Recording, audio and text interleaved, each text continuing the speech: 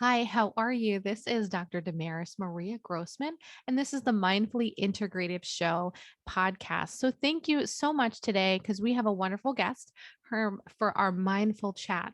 Her name is Verna Haywood, the life, the light, the counselor and guide and wonderful woman. I think she's also an author, and she's from the UK, and she's here to talk about many things in our life and her story. And I can't wait for you guys to listen to her and all that she has to offer. She has this beautiful sunset behind her and bringing in some rays of light and sun and life to us in this chat.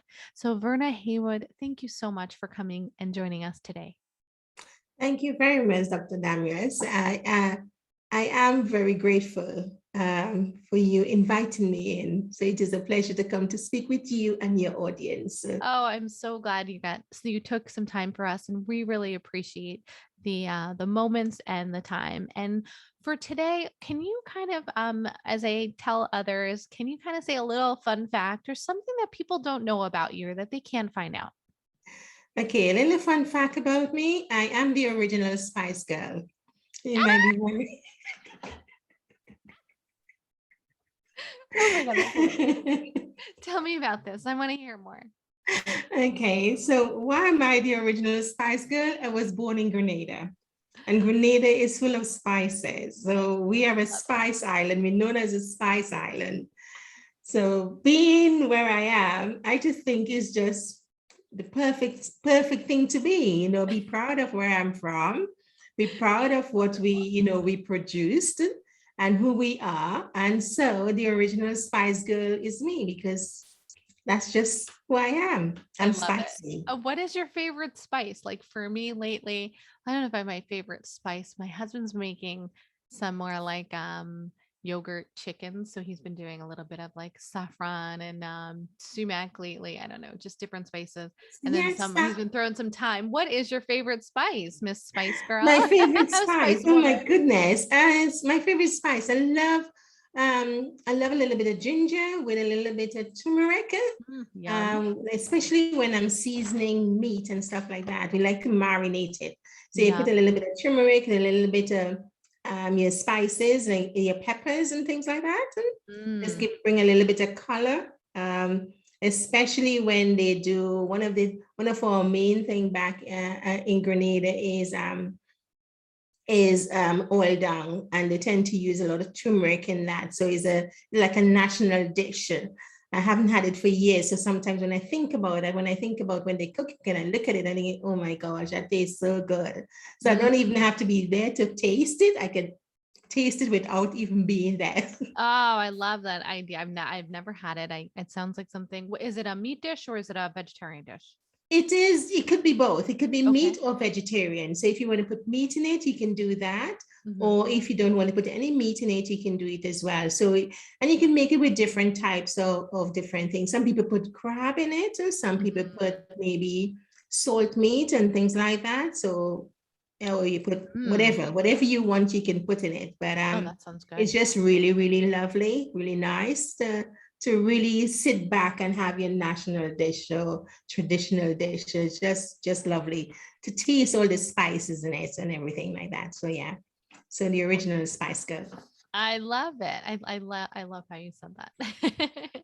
So, I know you're on the show to kind of talk to the audience and those watching about your story and how you are helping others in, I say, the integrative health space, but how people have transitioned themselves in their life beyond just the traditional way and how you found your own mindful way. So would you like to share a little bit more about that with us? Yes, I would. I think for me, it's all about working from the inside out. I am a qualified practitioner in terms of holistic therapies. So, in terms of doing your holistic therapies like in massages, reflexology, and things like that. Yes. But initially, before I got to that, I initially wanted to become a nurse because I saw my big sister. She was the first Black nurse in Holland. I saw a picture of her with all her colleagues, and I thought, oh, I want to be like her when I grow up. but I couldn't stand blood. Oh, you didn't want to be So I like that, carried, nurses? yeah, so I carried on working in the hospital. And to cut a long story short, I decided, okay, I wanted to retrain as a therapist. So I trained as a therapist. And then I decided I wanted to go straight to university. And I had a lecturer who was very nice, very encouraging. And she said to me, I'll always remember her, Celia Yeed. And she said to me, Verna, no, you have a gift. Go use your gift before going to university. Not that anything is wrong with that. You don't want to become just an academic. You want to use that. Not that there was anything wrong with becoming an academic, but you want to use the gift that you have. And so I worked on cruise liners for some time. And then I decided to go back to university and then did my degree. So I did that. And it's all about, for me, is wellness is important. And I think working naturally with your body. Growing up in the Caribbean, it meant that I grew up with my grandmother and great grandaunt. So everything was in the garden. If there was an ailment, we went to the garden, we picked whatever it was and bring it back to them, and they made a medicine for us. It wasn't about take a tablet or anything like that. Yes, we had our tetanus injection and polio and all of that, but mainly anything for headache or tummy ache or a cut or a bruise, it was in the garden. The medicine came from the garden. And so I learned that and I grew up with that. So I knew what it meant to eat naturally and eat food that was in season, because they were like, eat what is in season. Don't eat anything out of season, because your body need those nutrients, your body need those enzymes. At that point, I was thinking, what are these old people talking about? Enzymes and nutrients and all of these things. We think we know it all, but having grown up and having working in the industry now for over 20 something years, I get to realize that all the things that has been taught, it was preparing me for a time like this. So sometimes we don't know where we're going to end up. And it's so important to pay attention. I wish I had paid more attention, because then by now I would have had my own natural line out there. So yeah, It makes sense. I really feel like the with age and with time, or the olden kind of conversations, they say it's like tradition, the traditional versus ancient or alternative, but that there was a lot of knowledge, and there still is a lot yeah, that we don't know, yeah, and yeah, it's amazing. yeah. Can you go into a little bit more of not just your family, but how you kind of came now in your patients that you treat or people that you counsel, and what exactly had happened that made you more into what kind of patients that you counsel now and help? Okay, well, having trained as a therapist, I think for a long time Or I coaching, wanted. right? You coach. Yeah, I do a bit of coaching as well, because when I see my clients, I coach them into their wellness, what they should be Yeah. doing and how they should be doing that. And now I'm creating a course based on what I have experienced, and then I'll tell you a little bit more about that in a little while. But one of the things that I have always wanted to do, I've always wanted to be inspirational and motivational speaker, so I can help others and I can talk to them about my experiences, because I think nothing happened by accident. Those things that happened to me were horrible, but I take the good. I've learned from a very young age to take the good in that and to help myself to grow and develop. So, for example, when I was very young, I was abused sexually from a very young age, and that went into my teenage years. And then I got married, and then I was abused by my former husband. And I Oh thought, goodness. hello, hello, from, It followed a it's like cycle. you're Oh, falling I'm so from the sorry. frying pan into the fire, and you're Oh, thinking, no, this is not gonna, I'm not gonna take this anymore. I've had enough of that. And so I decided, when I saw the road it was going to go down, I decided, okay, yes, I have an apartment, a 2-bedroom apartment, fully furnished, everything in there. He didn't have to bring anything at all. Am I going to lose my life for that? And so, because he was in the army. And so I decided, no, when he started talking about bringing guns and stuff at home, I just thought, no, that is the end of the road for me. So I've always been spiritual. So for me, it was like, Father, you said you would never leave me alone. You said you protect me. You said, when my mother and father forsake me, you will take me up. You said that, I am the head and not the tail. So I started repeating those things. I said, I have got to get out of here. And so I left with £100 in a suitcase and came to England. I had family here in Wow. England. So I was in Trinidad at the time, living in Trinidad at the time. So I left, and because I needed to be as far away as possible. I could have gone to the States because I have family in New York, Mhm. but I decided New York is too close to Trinidad, and everybody in New York know one another. So there isn't any way I will go there because his family lives in New York. And I just thought, no, I have to get as far away as possible. And Mhm. so coming to England was the safest distance for me to get away from it all and start my life afresh. So, in terms of anybody thinking out there that you're in an abusive marriage and you're not sure, or you're thinking you have to stay there, thinking about, oh my gosh, what am I going to do? You can make it. Don't relinquish your power to someone else, because that's exactly what you're going to be doing. You're giving someone else authority over you, you're giving someone else your power to use you and abuse you. And there is no need for that. We don't deserve that. We need to be cherished. We need to be loved.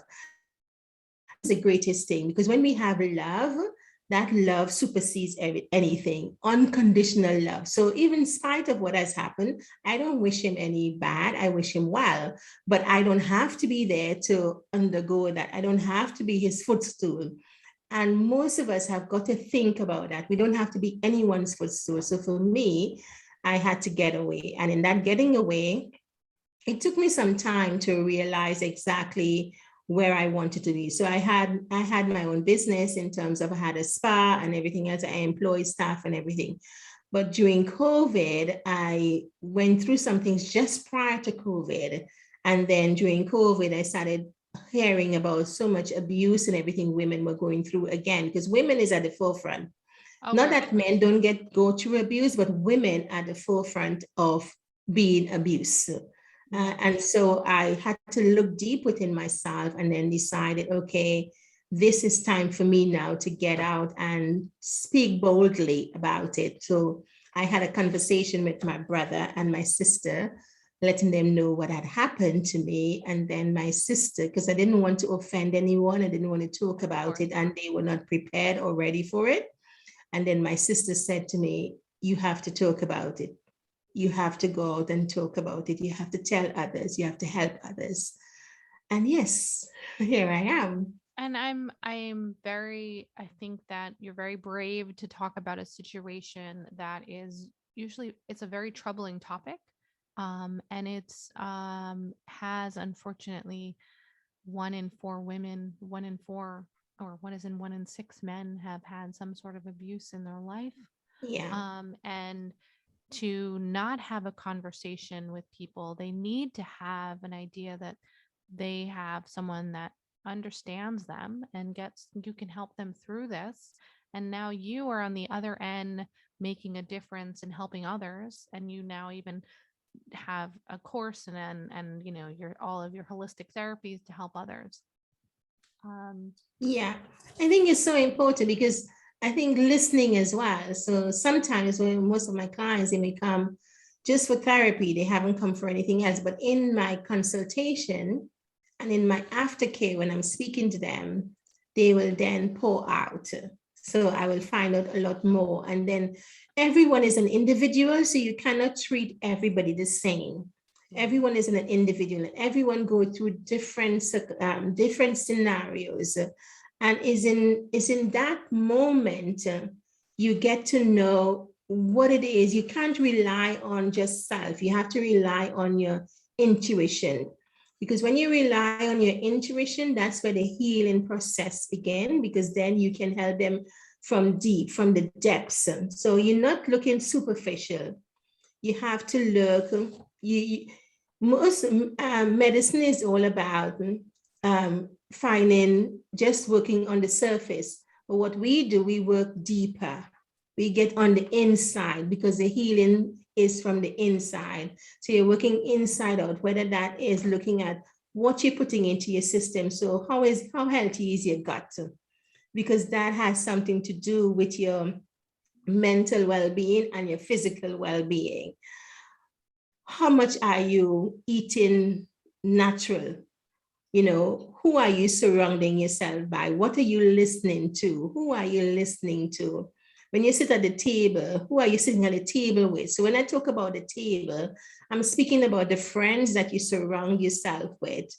Are there people that you can sit down and have a good conversation? Because when you sit at the table with your family or your friend to eat that food, you want, when you eat, every bite you take is tasty.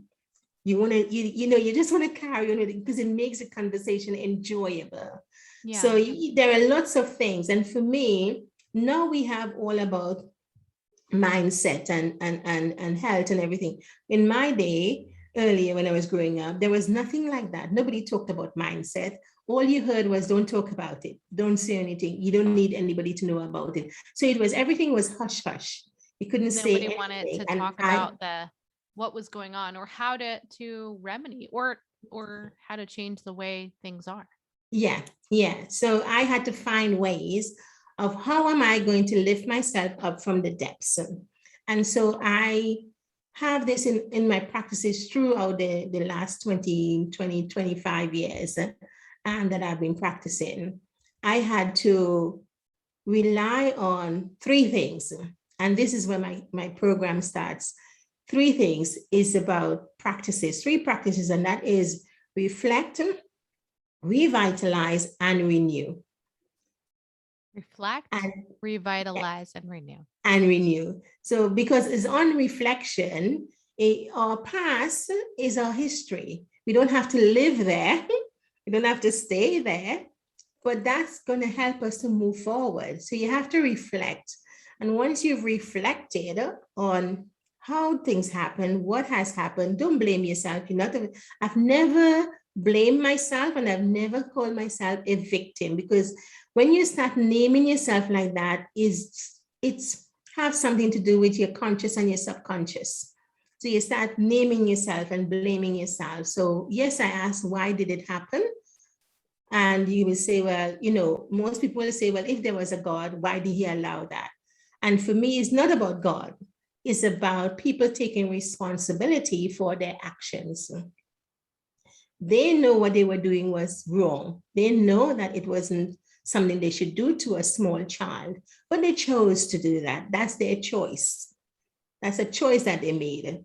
And so they need to deal with the consequences. Now, I could say, okay, they did that to me, so I'll become a rebel, I'll be this, I'll be that, I'll be other. I'm not saying that I didn't think about it. I'm not saying that I didn't think about maybe what's the point in living if this is going to be happening to me. Why do I have to live? What am I living for? But then on the flip side, okay, my life is worth something. And I started looking at the positive side of things. And I remember my cousin-in-law said to me one day, because there was a young girl that got raped by an elderly person. I think she was about 3 years old or something like that. Oh my. And I got really upset and really angry, and she couldn't understand why I was in that frame. And I kept saying, no, nothing wrong, nothing wrong, nothing wrong. And just about as I was about to go to do my degree in international spa management, and she said to me, and then eventually I told her what happened. And she said, are you sure you should be doing that and not doing psychology and become a psychologist? I said, no, I can't become a psychologist because I might end up hurting someone. If somebody do something like I might end up hurting them. So no, I prefer where I am. I could listen to everything and I can work with people from that point of view. So it's still as though I'm doing psychology, because people will still tell me their problems, and then I will help them find a solution. Now it's up to them to take my suggestion or not take my suggestions and do something about it. So I think it's really a nice place to be, to help others. Yeah, I think you're in a good place at this point in your life. Is that correct? You've Yeah. gone through your revitalization, your renewing. Um, do you feel do you have any clients recently, a story that you'd like to share? Yeah, I made a couple, is it last month? I think earlier, is it earlier this month? No, last month. I had a client who came in for therapeutic treatments. And during the therapeutic treatments, I found out certain things during that time. And I just allowed, while doing the treatment, she just ended up crying. And I was like, oh my Mm, gosh, what just happened? And then I just said, no, just go ahead, just release it, just because there's no point holding on to it. Just release. And then I just allowed her, just rest my hand on her back and just allowed her to just release. And that was that felt really good afterwards. So we then carried on with the treatment afterwards. And I think she went out to dinner with another friend. And the friend looked at her face and said, oh my gosh, you look so peaceful and so lovely. What has happened? And then she mentioned, she came to me and we had a therapeutic treatments and everything like that. And that friend then booked in to come and have a therapeutic treatment. And again, same thing happened. She ended up speaking to me about certain things that has happened and where she is at the moment. And I just said, it's good that you're taking your power back. It's good that you are in this situation and stuff like, and just gave my suggestions as well. And then again, a flood of tears come mm. down. And it's all Just their about, body releasing, their yeah, body it's releasing about all of this releasing. trauma, right? Yeah, And yeah, this stuff yeah. or whatever they call it, trauma, whatever the name we're calling it that has happened. It's releasing all of that negativity. Yeah, yeah. And it's when that release come, you feel so free. And it's all about that. It's not holding on to it. It's not, we have as women, we have a tendency to blame ourselves. And Hmm. everything We that do. happens is our fault. Yes, we might have some kind of part to play, but not necessarily. And Hmm. sometimes is when you're strong, because for me, having had to not be able to speak to anyone about what has happened. And even when I spoke about it, it was like, you're lying. A child will always say, you're not telling the truth and things like that. So nobody believed it. And so I said, I stopped talking. I stopped telling anyone anything. It was just a conversation between myself and the father. So he's my father, then Yep. you have to do something about it, not me. This is your domain. And so when you grow up, you tend to like keep everything in, you suppress. That's suppressing. So, and the more you suppress it, then it has a mental effect on you. Then it has a physical effect on you, and every area of your life starts spiraling. And you're thinking, well, what do I do? Who can I go to? And one of the things that I remember speaking to a girlfriend, and then the next thing you know, everybody knew about it. And when I got married, before I got married, I knew sex was going to be a problem. I knew if he used certain words, if he said certain things, if he behaved in a certain manner, I knew I would shut down. So Oh, before we got married, I said to him, these are the things that has happened. This is what has happened to me. So if you don't want to carry on with marriage, that's fine. I understand. But if you were to do this or you were to say this, this is the result. This is what's going to happen. So I didn't hide anything. I said it. And that was used as a weapon oh. against me. So So it so actually, you instead have, of the vulnerability, it actually became a yeah, negativity. Oh goodness, yeah, that yeah. sucks. So because as well, what they realize is that, oh my gosh, how strong is she? Oh my gosh, how powerful is she? To have that strength to go through all of that and be strong and to be in a good frame of mind. So what they see is a lot more, and they're thinking, how can I break you? How can I break you down? Because you are too strong for me. So how am I going? Mm, So they look for ways to break you. And you have got to stand in your own strength. And you're not realizing, because I didn't realize that. It's only later I got to realize, oh my gosh, how strong am I? And there's other friends. I remember I have this friend in Georgia. She used to say, she said to me, you don't know how strong you are. You don't know how powerful you are. You know, you traveled the world, from where you came from, you traveled the world, you went back to university, you did all of those things at a mature age, and look where you are now. So sometimes we don't see what others see in us, but we have got to really look deep within ourselves, because everything is on the inside. We have everything on the inside to heal ourselves. We have everything on the inside to take ourselves from one level to another. The transformation begins on the inside. I could not agree more. I very much so always talk about the strength within. And, I think that we don't always give ourselves the time to reflect. And the time, and it's a scary thing, it's a scary thing to kind of look within. Yeah, But it's yeah, part of the process of healing, and part of the process of managing wherever our illness yeah, or health or our life is yeah, today. it is. Yeah, it is. And that's why it's so important with the program that I have developed. It's called Unstoppable Resilience.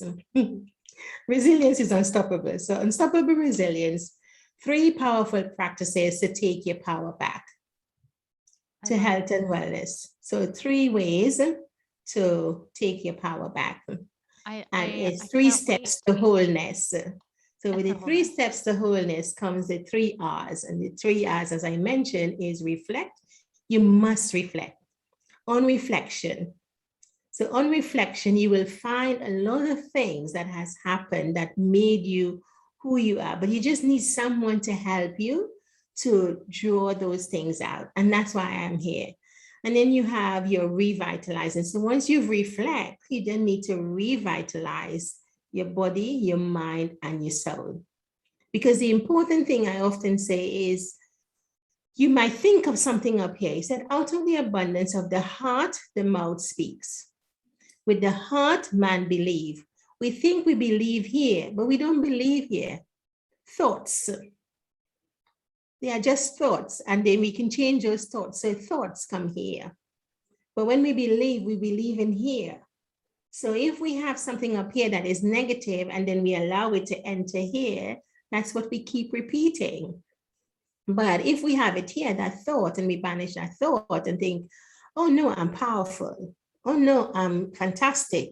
Oh no, I'm able. I'm capable.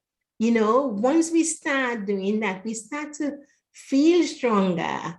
And then we're thinking, oh my gosh, I wasn't aware of this. So that with that reflection, you're then able to revitalize. And then before we go to the renewing, within the renewing stage is about detoxification. So just as we need to detoxify our body, because sometimes I ask people, when was the last time you detox? And they will say, what do you mean by that? Detox. Okay. When was the last time you cleanse? You take an internal cleanse to cleanse your body out, to get rid of some of the things in your gut and your gut health, and just clean, just do a cleanse. Same way you spring clean your house, you need to spring clean your body. The Yeah, same way you spring clean your body, you need to spring clean your mind. So there is that very true. interconnectedness, and we don't think about that. We don't want to clean it out, right? Or people are wondering why it's all backed up, or why these patterns keep coming, right? And these thoughts, and if we're not cleaning it away, and so you're going to help. You have a way of getting individuals or clients of yours to work with them in this area. I think that's amazing. I can't wait to have them show the notes for you and share them in the show notes, and for others to reach out to you. And do you have a way that they can reach out to you, or any other, because you have the upcoming course, and how can they reach you? Yeah, my upcoming course will be ready at the end of this month, September. So I'm just doing the finishing touches to it, and doing some Wonderful. videos for them to listen to. Love it. And then they can have a one-to-one with me, so we know exactly what we need to be focused on, because as I mentioned before, everybody is an individual. And they can contact me on my Instagram, which is Verna_Harry on my Instagram, or they can go on my website, which is loveyrefresh.co.uk. And they can also find me on Facebook, Lovey Refresh, on Facebook to Lovey Health and Refresh. Wellness. Life, And the I life also have a refresh, YouTube right? channel, but I can't remember the YouTube channel address, but I think I'll have that all sent to you. So you have Yeah. that, so you can put it And on. your And Lovey if they refresh, want to correct? phone me, they can phone me as well. So yeah. Say that again. Say that again. I If cut they you would off. like to telephone me, they can. My phone number, if they call in the UK, is +44. And my number is 7828181254. Yeah. I'll have that in the show notes too. If they contact you, they can text or phone you at some point. So thank you so much. Is there one little extra tip that you'd like to share with the audience before you go? Yes, I would like to say, if you are listening to me now, or you're listening to Dr. Damarias and myself, and you're thinking, what can I do? Or I don't know what to do. Just remember, you have everything within you. Just remember, you are not alone. There are people out here who are here to support you. I am here, and so is Dr. Damaris. She is there to help. We are here to help. We're here coming together to be a force to help you come out. Because whatever you are going through is not for you. It's for someone else. It's for you to help someone else. It's for you to use that gift, because what you have is a gift. Each day is a gift. So each day you wake up in the morning, be grateful, be thankful. Thankful that you have eyes to see, ears to hear, mouth to speak, eyes to see, feet to walk, hands to touch. There is something. So you have a gift. So don't sit on your gift. Use it. I love it. Oh, that's so beautiful. Wonderfully said. Thank you so much, Verna, for your time and your energy today. I am very grateful for you being on the show today. Thank you very much for having me. It's a pleasure. I really appreciate it. And the audience and those watching have also really gotten a wonderful wealth of knowledge from you. So thanks again for joining in on the Mindfully Integrative Show. And each one of you find a mindful way each and every day. Have a wonderful day or whatever time it is for you. Bye.